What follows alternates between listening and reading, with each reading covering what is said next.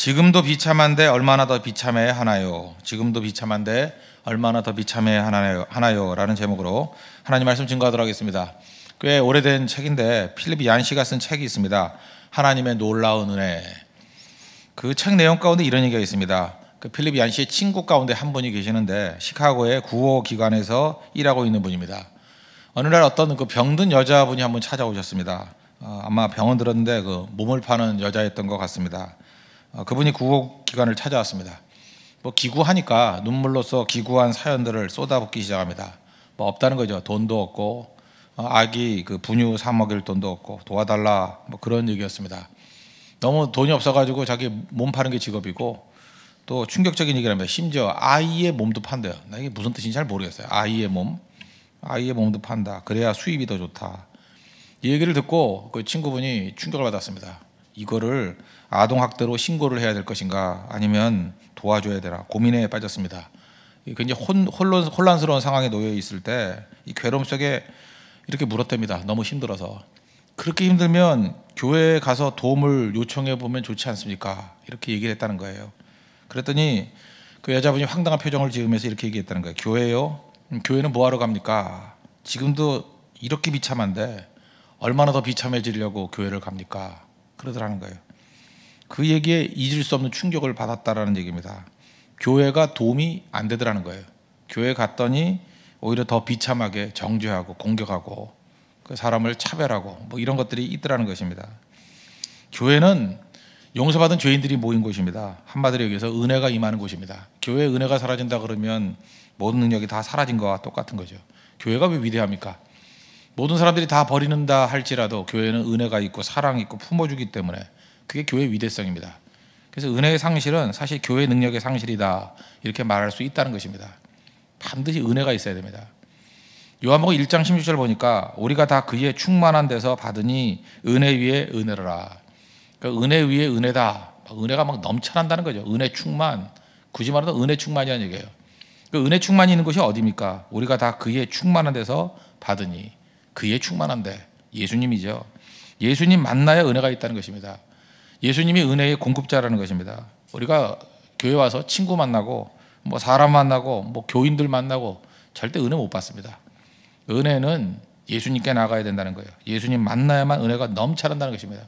그래서 교회가 은혜가 넘쳐나기 위해서는 모든 성도들이 예수님 만나야 돼요. 목사도 예수 만나야 되고 우리 유치원 어린이들도 예수님 만나야 되고 그럼 그 안에서 은혜가 터져나오기 시작한다는 것입니다. 은혜 받으면 구원이 있고요. 은혜 받으면 우리의 삶의 모든 부분에 치유의 능력이 나타나기 시작합니다. 오늘 은혜가 임한 얘기예요. 은혜가 임하면 결과가 나오고 그 결과 때문에 또 다른 은혜가 나옵니다. 그래서 이게 선순환이 돈다는 거예요. 무엇이 앞서거니 뒤서거니 잘 모릅니다. 그냥 막 섞여 나오는 거예요. 그게 은혜의 역사라는 것입니다. 은혜가 임할 때의 모습 세 가지인데 첫째는 겸손, 두 번째는 잔치, 세 번째 긍휼이 임한다는 거예요. 좀 더 설명한다 그러면 죄인임을 자각하는 겸손이 임하고 또 구원받은 기쁨에 잔치가 벌어지고 다른 사람들을 불쌍히 여기는 긍휼한 마음이 생기게 된다는 것입니다. 이게 은혜가 임할 때의 결과예요. 또 이것 때문에 또다시 은혜가 임하게 된다는 것입니다. 차례대로 살피겠습니다. 은혜가 임할 때 첫째는 죄인임을 자각하는 겸손함이 있다는 것입니다. 9절 보십시오. 예수께서 그것을 떠나 지나가시다가 마태라는 사람이 세관에 앉아있는 것을 보시고 이르시되 나를 따르라 하시니 일어나 따르니라. 세관에 앉아있는 마태를 묘사하고 있습니다. 우리는 뭐 많이 들었을 겁니다. 세리 그러면 이스라엘 백성들 사이에서는 멸시와 천대의 상징입니다. 매국노라는 거죠. 나라 팔아먹은 사람. 돈은 많지만 양심이 편하지 않은 직업, 그게 세리였습니다. 그래서 항상 죄인의식이 있었다는 거예요. 세관에 앉아 있습니다. 마태가 앉아 있는데 예수님이 나를 따라오라 그랬더니 곧장 따라갔대요. 심지어 누가복음 5장 28절을 보니까 그가 모든 것을 버리고 일어나 따르니라. 다 버리고 따랐답니다. 좀 궁금하지 않습니까? 어떻게 이런 일이 있을 수 있을까? 예수님께 나를 따르라 한마디 이렇게 갔을까? 사실은 그 사전에 예수님 소문을 들었겠죠. 들었고 또는 군중 속에서 이렇게 숨어서 예수님 말씀 들었을 거라고 저는 생각합니다. 그러다 보면 느끼는 게 뭐겠어요? 내 인생의 고뇌의 문제를 해결할 수 있는 분이 저분이다. 이렇게 마음의 준비가 돼 있을 때 예수님이 갑자기 나타나셔가지고 나를 따르라. 그랬더니 결단하고 따르는 거죠. 우리도 마찬가지입니다. 여러 차례 기회가 있습니다. 말씀 들을 기회가 있습니다. 그래서 저기에 길이 있구나, 저기에 답이 있구나. 그때 예수님이 오셔가지고 나를 따르라. 그러니까 다 버리고 따를 수 있다는 것입니다. 누구에게 은혜가 임합니까? 이런 죄인임을 자각하는 모습. 참 묘하지 않아요? 성경을 보면은 자기가 의인이라 그러는 사람들에게 은혜가 임한 적이 별로 없어요. 그런데 내가 죄인입니다. 명백한 죄인이 뭐 창기, 뭐 세리 이런 사람들 아닙니까? 그리고 그냥 말 그대로 죄인들. 그런 사람들 죄인의식이 있다라는 거예요. 내가 부족합니다. 내가 죄인입니다. 그런 사람들에게 은혜가 임해요. 그리고 또 그 은혜 때문에 변화의 능력이 나타나기 시작한다는 것입니다. 바울 반대 얘기죠. 이 은혜가 풍성히 임하니까 그 죄인에게 임했죠. 그 다음에 자기가 뭐라 합니까? 사역의 말미. 디모데 전서 그러면 사역의 제일 마지막이거든요. 목회서시는 디모데 전서 1장 15절을 보니까 죄인 중에 내가 괴순이라. 무슨 얘기예요? 죄인의식이 있으니까 은혜가 임했고 은혜가 충만하게 임하니까 마지막 고백이 무엇입니까? 나는 죄인 중에 괴수다. 나만큼 믿는 사람이 있으면 나와보라. 그래, 그게 아니고 나는 죄인 중에 괴수입니다. 이 죄인의식이에요. 내가 하나님 앞에서 아무것도 없는 존재입니다. 그럴 때 은혜가 더 풍성하게 임하게 된다는 것입니다. 내가 죄인이고 부족하다, 연약하다. 그런데 하나님께서 나를 사용해 주신다. 거기서 나오는 게 은혜의 감사예요. 그게 신앙의 모습이라는 것입니다. 성경을 보면 복음서에 보면은 예수님의 제자 목록이 쭉 나와 있는 데가 마태복음 10장에 한번 나와 있고 마가복음 3장에 나와 있고 누가복음 6장에 나와 있습니다. 세 군데 있어요. 요한복음에는 없고 순서가 세 군데 마태, 마가, 누가복음에 예수님의 12제자 이름이 쭉 나와 있습니다. 뭐 상식적이에요. 마태복음 누가 썼어요? 마태가 썼고 마가복음은 마가가 썼고 누가복음은 누가가 썼습니다. 맞죠? 그런데 마가복음이나 누가복음에는 12제자 이름을 쓸 때 그냥 마태를 딴 말 없이 그냥 마태 그랬어요. 근데 유독 마태복음 10장에 보면 나오거든요. 10장 3절에 보면은 옆에 보세요. 마태복음 10장 3절에 보면은 마태복음 누가 썼다고요?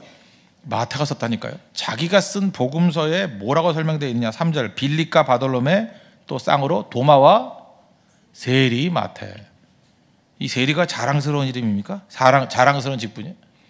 지금식으로 얘기하면 친일파 뭐 이런 거죠. 친일파 마태 이런 거랑 똑같은 거예요. 숨기고 싶고 수치스럽고 굳이 표현 안 해도 될 거. 근데 멸시함을 받는 직책인 세리를 넣었다라는 것입니다. 이게 무슨 얘기예요? 수치심이 있다는 겁니다. 없는 게 아니에요. 근데 이 속에서 우리는 뭘 느껴야 되느냐? 하나님의 은혜를 느끼는 거예요. 세리 마태, 나 같은 죄인이라는 거예요. 나 같은 죄인 살리신 주님의 은혜 놀랍다. 나 같은 자를 건져서 세리 마태를 사도 마태로 만들어 주셨다. 이게 하나님의 은혜 아니냐? 사실 우리가 성경에 이 맥락을 놓고 쭉 읽어가다 보면 세리 마태 여기를 더 넘어갈 수가 없어요. 야, 마태는 자기를 세리 마태라고 표현하는구나. 이게 하나님의 은혜였다는 것입니다. 이 세리 마태는 항상 하나님 앞에 겸손함을 섰겠죠. 이 은혜의 감격 속에 있으니 어떻게 자기 자신을 주장하는 게 있겠습니까? 우리 안에도 이 모습이 있어야 되는 거예요. 자기를 열등강화돼 빠뜨리라는 얘기가 아닙니다. 무력감에 빠뜨리라는 얘기가 아니에요. 내 출발이 여기였는데 죄인이었는데 연약한 자였는데 나를 건져주시는 은혜가 있다. 하나님의 은혜가 임한 백성들은 바로 이런 고백이 있다는 것입니다. 이게 신앙입니다. 이 안에서 하나님의 능력이 나타나기 시작한다는 거예요. 베드로전서 5장 5절을 보니까 교만한 자를 대적하시되 하나님은 교만한 자를 대적하시되 겸손한 자들에게는 은혜를 주시느니라. 은혜가 필요하죠. 이런 죄인임을 자각하는 겸손 속에 은혜가 임하고 또 은혜가 임하니까 이런 죄인을 자각하는 나는 죄인 중에 괴수입니다 하는 겸손한 가운데 또 놓이게 된다는 것입니다. 어쨌든 우리 가운데 이런 죄인임을 자각하는 겸손함 속에서 하나님의 은혜를 충분히 누릴 수 있는 우리 믿음의 신실한 종 되기를 바랍니다. 그러므로 높아진 마음만큼 이거는 저주가 없어요. 교만한 마음만큼 우리를 무너뜨린 게 없다는 것입니다. 근데 우리 날마다 그러고 가잖아요. 하나님 앞에서 이 은혜를 깨닫고 자각된 죄인으로서 서 있는 믿음의 종 되기를 바랍니다. 두 번째는 구원받지 않았습니까? 구원받았다 그러니까 구원받은 자의 기쁨, 그러니까 잔치가 벌어진다는 거예요. 10절 보십시오. 예수께서 마태의 집에서 앉아 음식을 잡수실 때 많은 세리와 죄인들이 와서 예수와 그의 제자들과 함께 앉았더니 마태의 집에서 밥을 먹었다. 뭐 이 정도가 아니라 이건 잔치죠. 알 수 있는 게 이유가 뭡니까? 일단 사람이 많아요. 잔치임을 한번 생각해 보십시오. 예수님이 오셨을 거고 12제자 왔을 거고 13명이잖아요.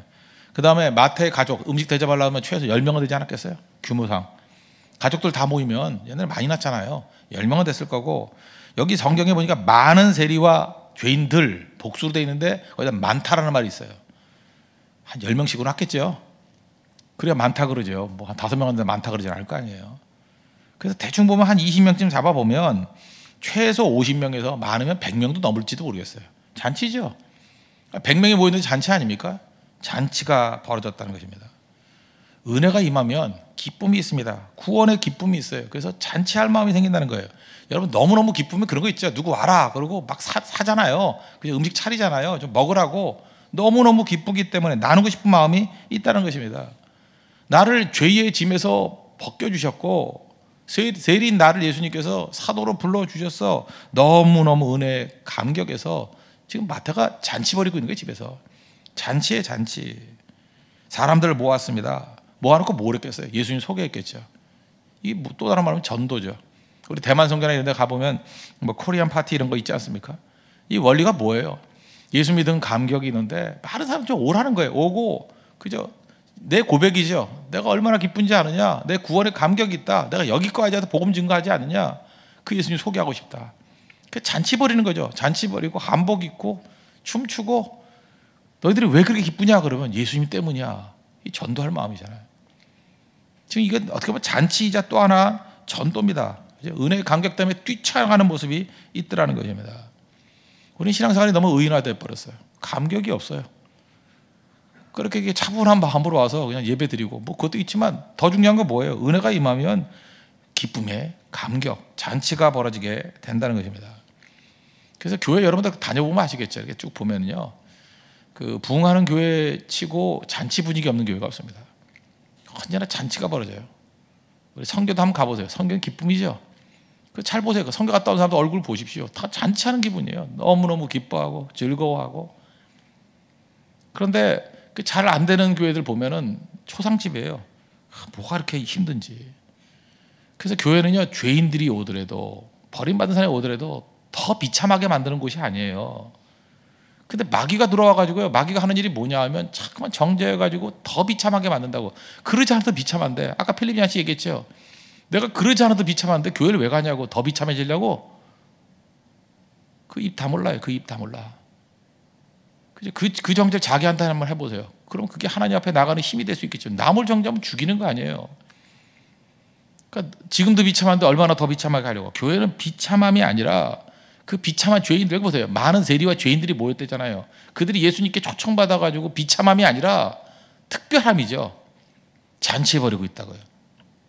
교회는 그런 곳입니다. 근데 우리는 또 엉뚱한 소리를 해요. 왜 저런 사람들 모아놓고 잔치해? 밑에 보면 바리새인이 하는 얘기죠. 이게 왜 뭐 하는 짓이야? 이런다고요. 교회는 그런 곳이에요. 비참한 사람들이 와가지고 예수님 때문에 기쁨으로 잔치하는 곳. 교회는 그런 곳입니다. 그게 교회라는 거예요. 교회. 은혜의 잔치가 있는 곳. 여러분 안에도 은혜의 감격 속에 잔치가 벌어지는 우리 믿음의 종 되기를 바랍니다. 기뻐하는 종들. 그게 능력이라는 거예요. 교회는 잔치하는 곳입니다. 여러분의 잔치 형성이 있기를 바랍니다. 그래서 뭐 시간이 아주 바쁘지 않는다 그러면 끝나고 가지 마시고 잔치집이니까 먹고 가세요. 먹고 먹여주고 맛있다 그러고 서로 격려해주고 더 이렇게 먹는 것도 예쁘니 그러고 가는 게 좋은 거예요. 잔치니까. 세 번째는 은혜가 임하면 불쌍히 여기는 긍휼이 임하게 된다는 것입니다. 11절부터 13절. 바리새인들이 보고 그의 제자들에게 이르되 어찌하여 너희 선생은 세리와 죄인들과 함께 잡수시느냐. 예수께서 들으시고 이르시되 건강한 자에게는 의사가 쓸데없고 병든 자에게야 쓸데있느니라. 너희는 가서 내가 긍휼을 원하고 제사를 원하지 아니하노라 하신 뜻이 무엇인지 배우라. 나는 의인을 부르러 온 것이 아니요 죄인을 부르러 왔노라 하시니라. 이렇게 정죄하는 바리새인에게 뭐라 그래요? 너 어떻게 불만이니? 왜 맨날 시비니? 왜 비판이니? 이런 이유가 뭐죠? 나는 죄인 아니라는 의식 때문에 그렇죠. 나는 병자 아니다. 나는 죄인 아니다. 나는 병자 아니다. 그럴 때 사라지는 게 뭐냐? 긍휼이 사라져요. 불쌍히 여기는 마음이 사라져요. 그 사람 이상하게 돼버리는 거예요. 그 비슷한 예가 누가복음 18장에 기도하는 모습으로 나오죠. 이 바리새인과 세리. 그 기도하러 두 사람이 올라갔는데 한 사람은 바리새인이고 한 사람은 세리랍니다. 그러니까 바리새인은 뭐 따로 서서 그러니까 나는 다르다는 거 너하고 종자가 달라 뭐 이런 거죠. 그리고 큰 소리로 나는 다른 사람들 뭐 토색 뿌리 뭐 간음 뭐 저런 것들하고 달라요. 이 자랑이 기도예요. 그 다음에 나는 뭐 일주일에 2번씩 금식하고 소득의 11조 드립니다. 당당했다는 거예요. 반면에 세리의 모습은 어떻습니까? 서서 감히 눈도 못 들고 고개도 못 들어요. 하늘 쳐다보지도 못하고 가슴을 치면서 나는 죄인입니다. 나를 불쌍히 여겨 주십시오. 예수님이 뭐라 그래요? 누가 옳다 인정을 받았어요? 세리다. 바리새인의 문제는 무엇이었습니까? 바리새인은 불쌍히 여기는 마음이 없어요. 그 안에 은혜가 머무를 마음이 없어요. 메마른 마음이죠. 누가 남 쳐다보래요? 자기 자신의 죄를 묻고 하나님 앞에 나가야죠. 나 같은 죄인 살리신 주 은혜 놀라 은혜 주십시오. 그 모습이 있어야 된다는 것입니다. 그러다 보니까 여기 뭐라 그래요? 내가 긍휼을 원하지 제사를 원했다 그랬냐? 지금 바리새인은 착각하고 있는 거예요. 지금 그는 형식과 어떤 의미에서 명분에 매달려 있는 거죠. 그거 아니죠. 그래서 여러분 잘 보면요, 그 하나님의 은혜가 사라져 버리면 바보 되는 거예요. 바보. 저 바보 아니야? 저거 왜 저러지? 엉뚱해져 버려요. 하나님이 진짜 원하시는 마음은 이제 그 본질은 긍휼의 마음, 사랑의 마음인데 그게 아니고 나 할 거 다 했다라는 거예요. 그게 말도 안 되는 건데 사실은 그 태종 이방원 있죠. 태종 때 에피소드 가운데 조선왕조실록에 나오는 에피소드 가운데 이런 게 있습니다. 김덕생이라는 사람이 있는데 그러니까 활 잘 쏘는 사람이에요. 명붕, 명사수, 호위무사 그런 거죠. 근데 태종이 이렇게 지나가고 있을 때 인왕산이겠죠. 인왕산에도 호랑이가 있었는가 봐요. 그 왕궁 뒤에서 호랑이 한 마리가 왕이 있는데 그 뒤에 있더라는 거예요. 그래서 활을 딱 잡아가지고 왕 뒤에 덤비려고 하는 호랑이를 쏴서 죽였어요. 명사수니까 그 호랑이가 잘못 만난 거죠. 화살 맞고 뻗었어요. 그러면 상줘야 될 거 아니에요? 근데 이 조정에서 논쟁이 벌어졌어요. 논쟁이 벌어져가지고 한쪽에서는 상을 줘야 된다, 또 한쪽에서는 아니다.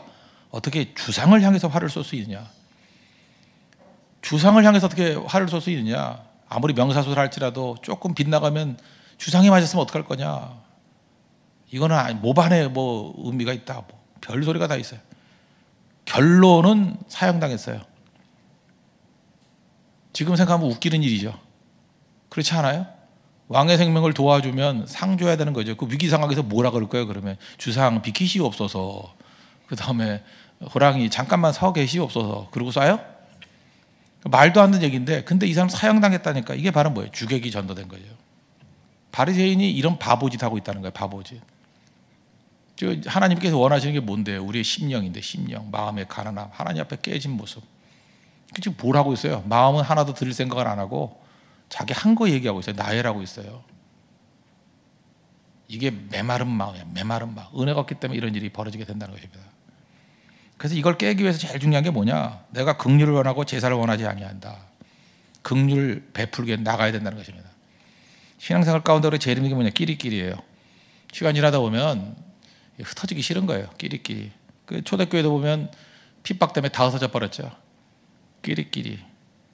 너희는 교회의 빛, 교회의 소금 그렇게 말하지 않았습니다. 세상의 빛, 세상의 소금 그랬어요. 참 묘하죠. 성도들은요 모이면 냄새나요. 그래서 교회하고 퇴비하고 똑같다 그러잖아요. 퇴비, 똥오줌 모아놓은 퇴비 있죠. 퇴비, 인분들 퇴비 모아놓으면 냄새나잖아요. 그런데 흩어가지고 땅에 뿌려놓으면 비료가 돼요. 성도도 마찬가지인 것 같아요. 성도들은 모여만 있으면 냄새나는데 막 지들끼리 싸우고 그래요. 교회가 흩어져서 전도할 때는 최고의 능력이 나타나죠. 바로 흩어져야 된다는 것입니다. 제가 옛날에 그런 소리 되게 많이 했는데 전 지금 별로 안 먹지만 옛날에 여름철 되면 맨날 먹을 게 없어가지고 미숫가루 먹었어요. 그거 아세요? 옛날에 뭐 전쟁 난다고 우리 부모님 세대들은 미숫가루가 비상식량이었어요. 요즘에 라면이었는데 그 미숫가루 먹고 며칠이나 버티겠다고 그걸 하는지 집에 이렇게 미숫가루 해놓으면은 꼭 그것도 또 시간이 가면 또 없어지잖아요. 그 상하잖아요. 그러니까 재고 처리한다고 밥도 안 주고 그거 맨날 먹이고 그럴 때도 있었어요. 그죠? 어떤 집은 뭐 그런 집도 있었다고. 미숫가루가 좀 오래되면 알죠? 오래된 게 아니라 뭐 잘못한 게 덩어리지는 거. 그 미숫가루가 다 잘 져가지고 완전히 그 액체화 시키는 거 쉽지 않습니다. 그러니까 귀찮으니까 대충 넣다가 근거리잖아요. 저는 옛날에 초창기 때 사역 처음 할 때 신방하면 미숫가루 많이 주더라고. 난 정말 싫었거든요. 미숫가루는 제일 싫었어요. 근데 어떡합니까? 싫으니까 그냥 먹어서 없애자고 빨리빨리 먹어버렸어. 먹다가 한 번은 목에서 탁 터지는데 숨을 못 쉬겠더라고. 가슴을 쳐도. 그때 얼마나 화가 나든지. 이건 살인 미수다. 별 생각이 다 들고 완전히. 근데 죽을 뻔했어요. 그때 죽을 뻔했다고. 그때 깨달은 게 뭐냐 하면 이런 거야. 어쨌든 이 덩어리는 좋은 게 아니구나. 너희는 세상에 소금이다 그랬지. 소금 덩어리다 그런 적이 없었고. 커피 좋아하는데 커피도 옛날에 그 안 먹던 거 이렇게 타 먹는 커피, 그 덩어리진 커피 타주는 사람이 있어. 요즘에는 없겠지만 그죠. 이 덩어리가 다 문제예요. 덩어리가 있으면 어떻게 하죠? 다 깨야죠. 제발 여러분들 신앙의 덩어리화되지 마십시오. 여러분의 교제권이 덩어리화되면 안 돼요. 덩어리되면 굳어지는 거예요. 이거는 암적인 거예요. 흩어져서 하나님 원하는 게 뭐라고요? 제사 원하는 게 아니라 긍휼을 원한다. 흩어져가지고 연약한 사람들 돕고 섬기는 일에 나아가는 것, 그게 성도의 진정한 모습이라는 것입니다. 그를 향해 나아갈 수 있는 하나님의 거룩한 백성 되기를 바랍니다. 오늘 말씀을 통해서 우리에게 주신 은혜입니다. 은혜가 임하면 나타나게 되는 현상들, 죄인임을 장악하는 겸손, 언제나 겸손해지십시오. 그리고 교회는 잔치, 구원받은 기쁨의 잔치가 있는 것이고 하나님께서는 불쌍히 여기는 긍휼 가운데로 이끌어 주신다는 것입니다. 그럼 교회가 살아납니다. 생명의 불길이 활활 타오른다는 거예요. 그런 은혜의 역사가 있는 믿음의 종 되기를 바랍니다. 보다 자리에서 일어나겠습니다. 183장 1절 4절 찬양하고 기도하겠습니다. 빈들의 마른 풀같이